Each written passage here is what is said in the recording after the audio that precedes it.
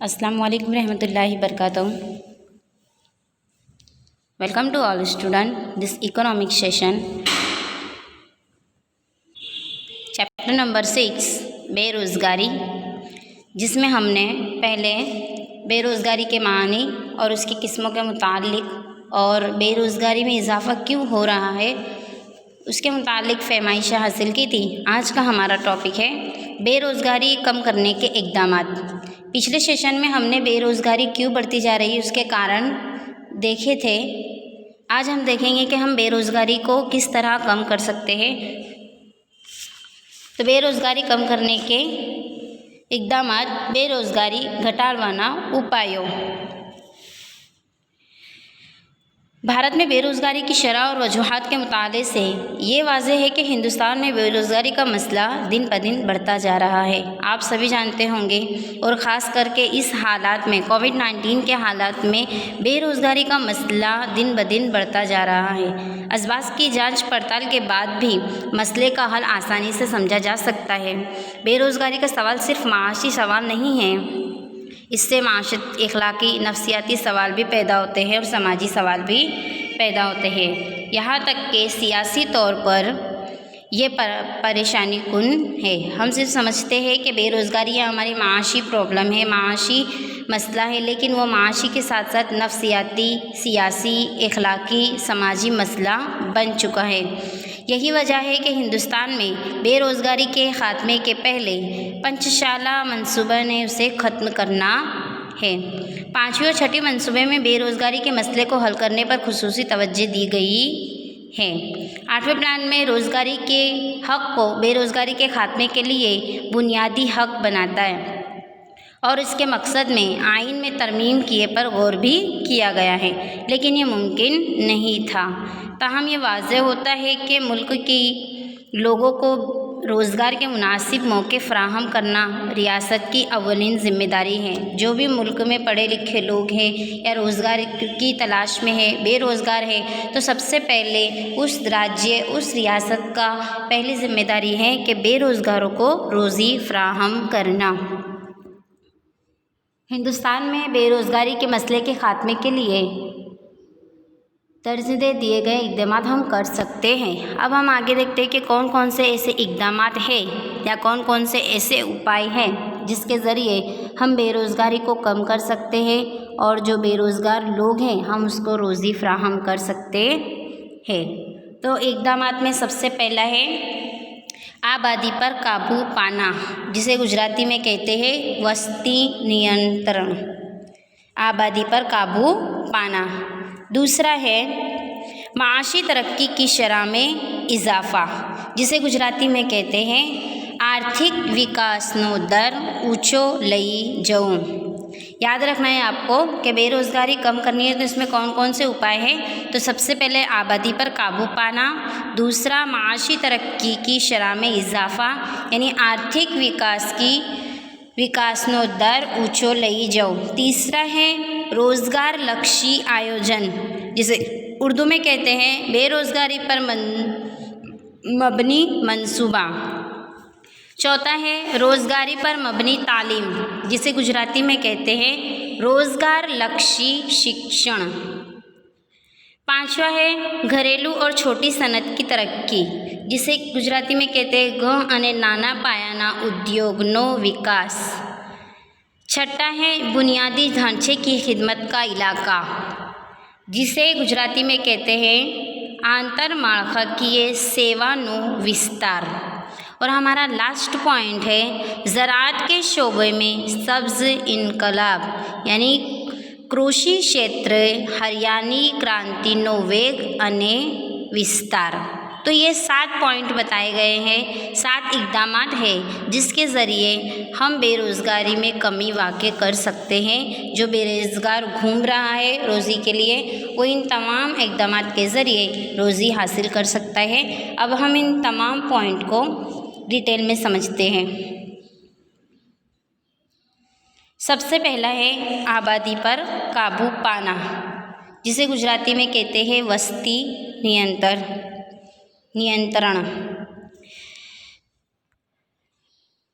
हिंदुस्तान में आबादी में इजाफे की शरह बेरोज़गारी के मसले को बढ़ाने और उस मसले को मज़ीद तशवीशनाक यानी कि फ़िक्र वाला बनाने में अहम किरदार अदा किया है। मुल्क में तेज़ी से आबादी बढ़ती जा रही है, उसमें इजाफे होने की वजह से काम के जो मुतलाशी हैं या कारकुनी हैं, काम करने वाले, उनकी तादाद तेज़ी से बढ़ती जा रही है। तो जो ओहदे हैं, जो जगह है, वो उसमें कमी वाक़ई होती जा रही है और आबादी की में इजाफ़ा होने की वजह से काम करने वालों में इजाफ़ा होता रहे और काम की जगह में कमी वाक़ई हो रही है। लेकिन दूसरी तरफ आहिस्ता माशी नमू की वजह से रोज़गार के मुनासिब मौके पैदा नहीं हो सकते हैं। इसके नतीजे में मुल्क में बेरोज़गारी की तादाद बढ़ती जा रही है। लिहाजा हिंदुस्तान में बेरोज़गारी का मसला हल करना है तो आबादी पर काबू पाने के मौसर इक़दामात करना चाहिए। यानी आबादी कम होगी तो बेरोज़गारी कम हो सकती है, क्योंकि आबादी में इजाफ़ा होता जा रहा है, आबादी बढ़ती जा रही है, लोग बढ़ते जा रहे हैं और जहाँ पर लोग काम कर सकते हैं, रोज़गार हासिल कर सकते हैं, वो जगह, वो ओहदे कम होते जा रहे हैं।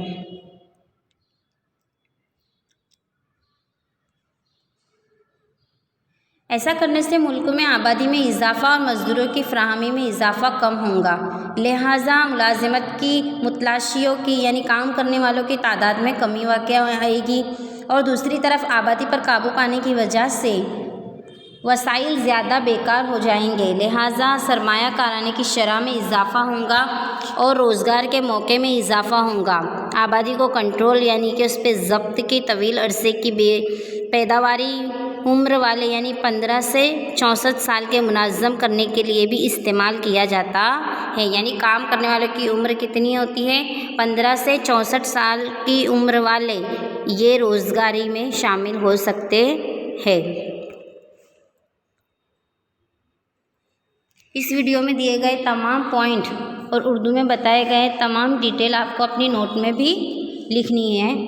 अब हम दूसरा पॉइंट देखते हैं, माशी तरक्की की शरह में इजाफ़ा लाना, जिसे गुजराती में कहते हैं आर्थिक विकासनो दर ऊँचो लई जवुं। माशी तरक्की की शरह में इजाफ़ा मुल्क की तरक्की की शरह से में इजाफ़ा है। बेरोज़गारी के मसले को हल करना तामीरी हल है। अगर हमें माशी तरक्की होंगी कि मुल्क की तरक्की हो सकती है। मनसूबाबंदी के इब्तदाई सालों में हिंदुस्तान की माशी तरक्की की शरह 3 से 3.5% कम थी।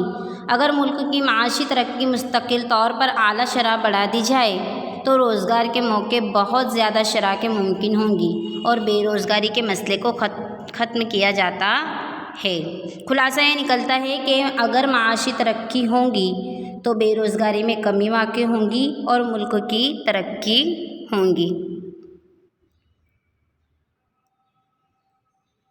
इस मकसद के लिए मुल्की माशियत के मुख्तलिफ़ शोबों के माबैन हम आहंगी पैदा कर सकते हैं, जैसे कि ज़रई शोबे में आबपाशी सहूलियात में इजाफ़ा करना, दीगर सहूलत, सिंचाई, ट्रैक्टर, जदीद टेक्नोलॉजी के ज़रिए हम माशी तरक्की और ज़राअती शोबों में तरक्की कर सकते हैं।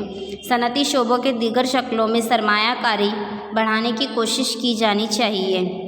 माशी तरक्की की शरह में इजाफ़े और रोज़गार के मौके में इजाफ़ा करके बेरोज़गारी के मसले को दूर किया जा सकता है, ताकि इस बात का यकीन बनाया जा सके कि तमाम रियासतें सब्ज़ इनकलाब से मुस्तफ़ीद हैं। अब हमारा तीसरा पॉइंट है रोज़गार पर मबनी मंसूबा।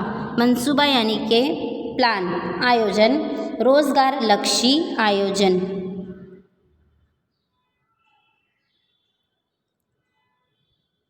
कोई भी चीज़ बनाने के लिए या कोई भी काम करने के लिए हम सबसे पहले उसके प्लानिंग करते हैं, मंसूबा बनाते हैं, जिसमें हमें कामयाबी मिलती है। मंसूबे का दौर ये दौरान में देखा जाता है कि हिंदुस्तान में सिर्फ तरक्की को अहमियत दी जाती है, क्योंकि हम कोई भी चीज़ का मंसूबा बनाते हैं, प्लान करते हैं, तो उसी में तरक्की होती है। और हिंदुस्तान में सबसे बड़ी चीज़ है कि यहाँ पर तरक्की को ही अहमियत दी जाती है। मिसाल के तौर पर दूसरे पंचशाला मंसूबे के सरकारी शोबे की तरक्की को खुसूसी तरजीह दी। अहम दारुल हुकूमत की सनतों पर खुसूसी तवज्जो दी है। मुल्क में सनती के बुनियादें मुस्तहकम करने के लिए ये ज़रूरी था, लेकिन मौजूदा वक्त में रोज़गार पर मबनी मनसूबाबंदी अपनाने का अशद ज़रूरत है। रियासत को छोटी और दरमियानी दर्जे की सनतों और तिजारतों की सरगर्मियों के साथ साथ जानवरों की पॉलिश, दूध की सनतें, सार्फिन, अशिया, मजदूरी की पैदावारी तरीक़ों पे भी तवज्जो देने की ज़रूरत है।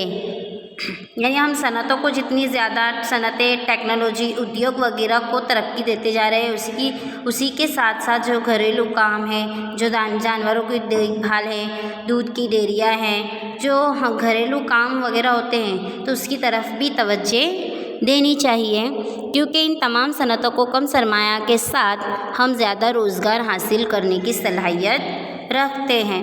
इसी तरह रोज़गार पर मबनी सनतों के क़याम और तरक्की के सार्फिन के अशिया की पैदावार में इजाफ़ा होगा, रोज़गारी में इजाफ़ा होगा, माशी इस्तेहकाम के हुसूल में कामयाबी भी हासिल होंगी। रोज़गारी पर मबनी मनसूबाबंदी के ज़रिए तामीराती शोबे में रोज़गार के मज़ीद मौक़े पैदा किए जा सकते हैं। आज की वीडियो में हमने इस 3 टॉपिक के बारे में समझा, और नेक्स्ट वीडियो में, नेक्स्ट सेशन में हम बाकी जो 4 पॉइंट है, रोज़गार लक्षी शिक्षण, गृह અને नाया पायानो उद्योग यानी घरेलू और छोटी सनत की तरक्की, अंदरूनी ढांचे यानी बुनियादी ढांचे पर खिदमत, और कृषि क्षेत्र यानी कि खेती के शोबे में सब्ज़ी इनकलाब, ये 4 पॉइंट को हम अगले सेशन में देखते हैं। और अगले सेशन में देखने के लिए आपको इस वीडियो को सब्सक्राइब करना होगा, ताकि आपको अगले सेशन की नोटिफिकेशन मिल जाए।